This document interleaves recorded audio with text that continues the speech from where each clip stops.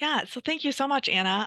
So we are just going to talk a little bit today about how we can earn credit for prior learning, or you might have heard the term prior learning assessment. There's a lot of different terms, but essentially we just want to recognize the learning that you have that has maybe occurred outside of the traditional college or academic classroom environment. We know that you probably have a lot of work things that whether that's military service, technical training, things you've done through your work or volunteer experience, and we want to honor that and recognize that. Um, and so there's a lot of different ways we can do that. So hopefully we can talk through some options and maybe you can find something that's a good fit for you and maybe eliminate some of the time that you have in your degree and find some good opportunities.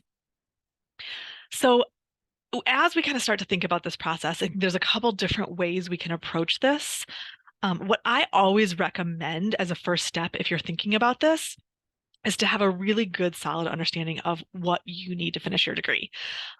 So as you start to think through that, what you really want to do is, if you haven't already, have that conversation with your advisor to understand what are the courses that I need to finish my degree.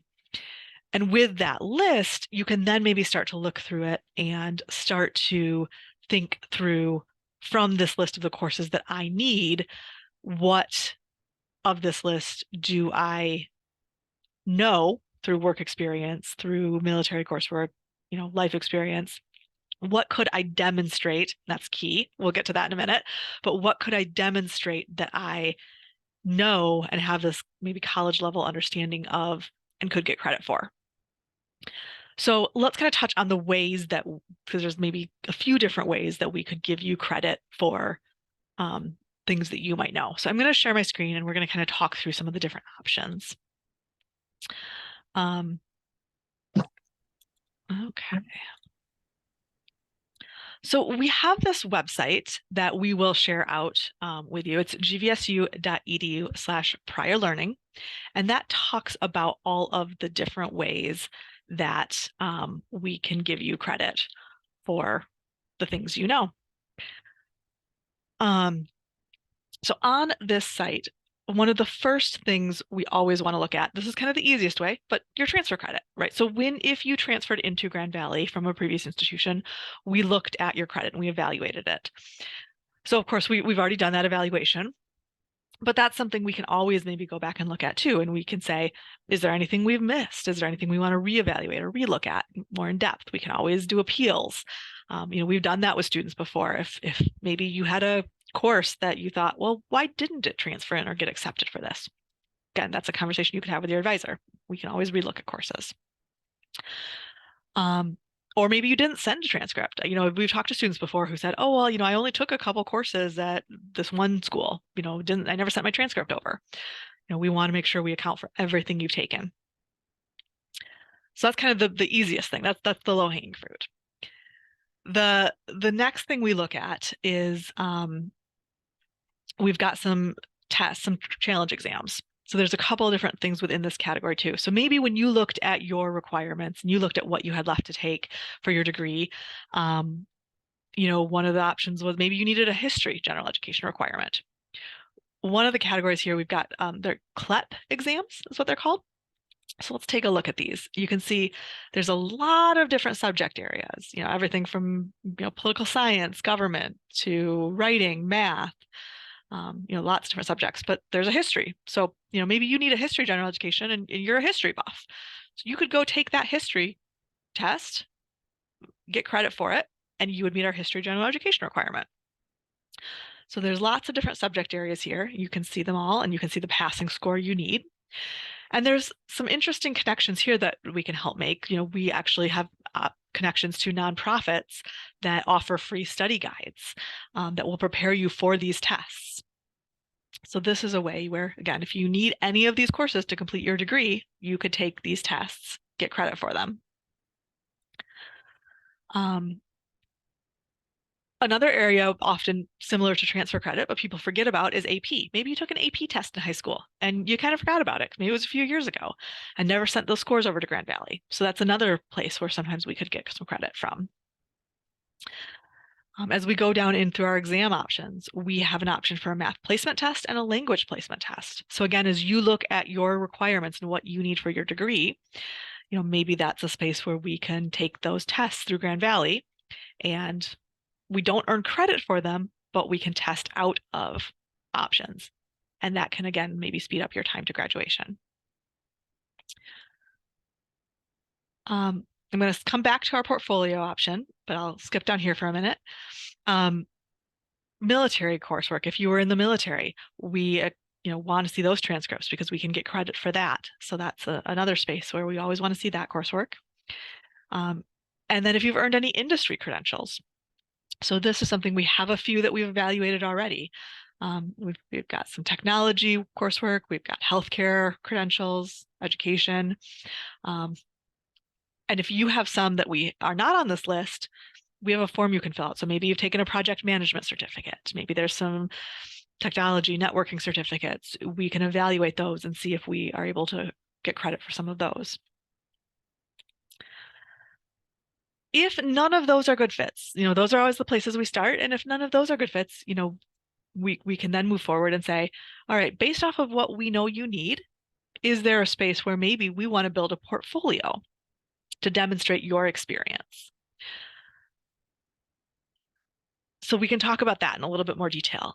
So this can range. This is really very encompassing. So as you look through your requirements and you say, all right, nothing else really fits. There wasn't any national tests.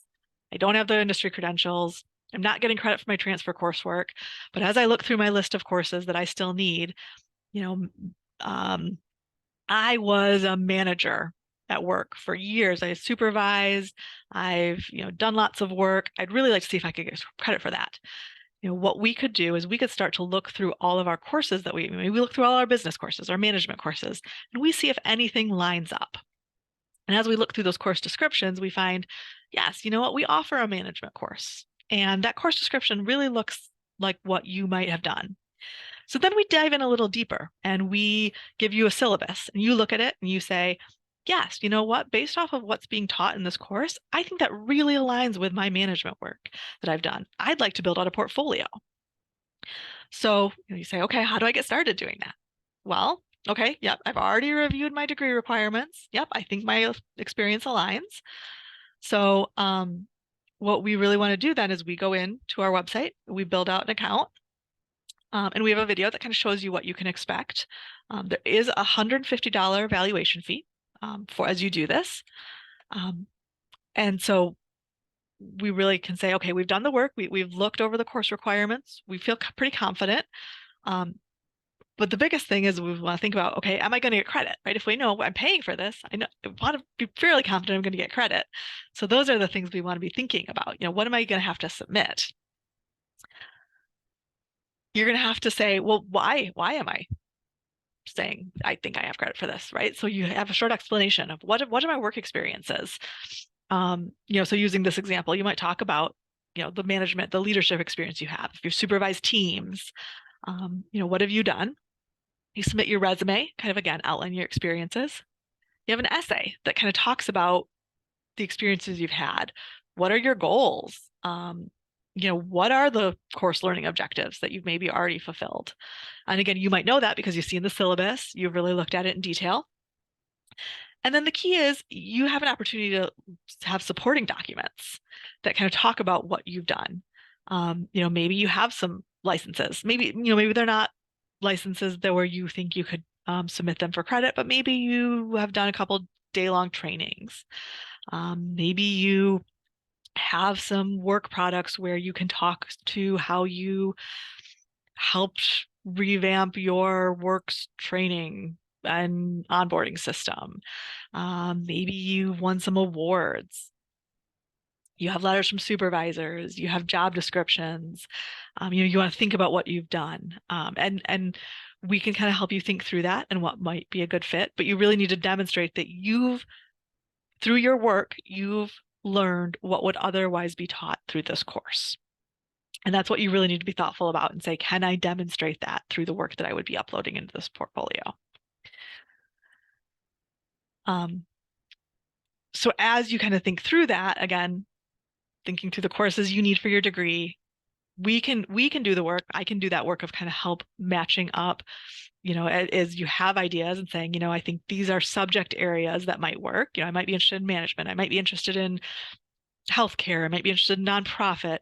We can kind of look through course descriptions, help find you syllabus to really dig in deeper. And then you can kind of start to do that work of building out those portfolios to see if anything would line up. And we do that in conjunction with your advisors, making sure it really fits within your degree, and then digging in deeper to do that work of building out those portfolios. So that's a really broad overview of the process. I know there are probably more in-depth questions, but that kind of shows you a little bit of what that process looks like as we start to think through it. Yeah, so I would love to hear more from you guys about what you're thinking and questions and yeah, what you think makes sense moving forward.